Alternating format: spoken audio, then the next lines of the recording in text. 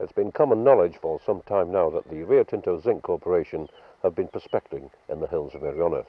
Their main centre of interest has been here at Mawddach in about 1,200 acres of land, which includes the two mountains, Glyn Owen and Mawddach. Later on this month, the company is expected to make an announcement of their findings and intentions. And this announcement is going to start the most controversial arguments ever known in the 20 years history of the Snowdonia National Park. And the prize here is copper. 19th century literature of the area states that peat down in the valley below Mawddach was rich in copper.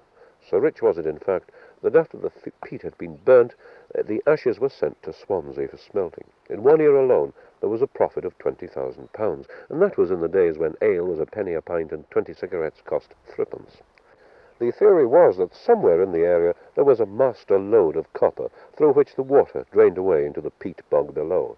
There is nothing left of the old peat bog now, but for years afterwards the old miners searched for this fabulous copper lode, without success.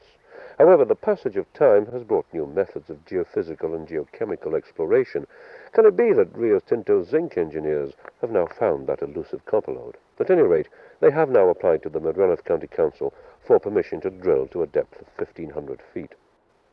3 miles southwest of Mawddach gold miners Rio Tinto Zinc have no intentions of going after this gold mining strata.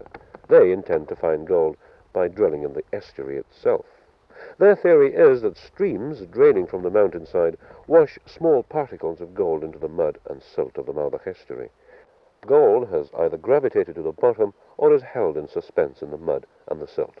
If this theory is true, and RTZ intend to spend a few £1,000s to prove it, there could be an awful lot of gold which has been lying in the Mawddach estuary since the beginning of time. This theory is also borne out to a certain extent in the way they used to extract gold from the rivers of California. The old miners used to panhandle the mud and silt of the rivers and wash it away, leaving the gold. These then are the two main theories of Rio Tinto Zinc's engineers after 18 months of hard prospecting.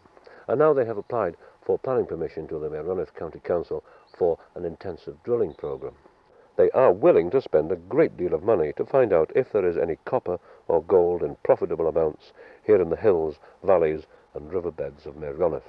This is Glyn Owen, reporting from the Mawddach estuary.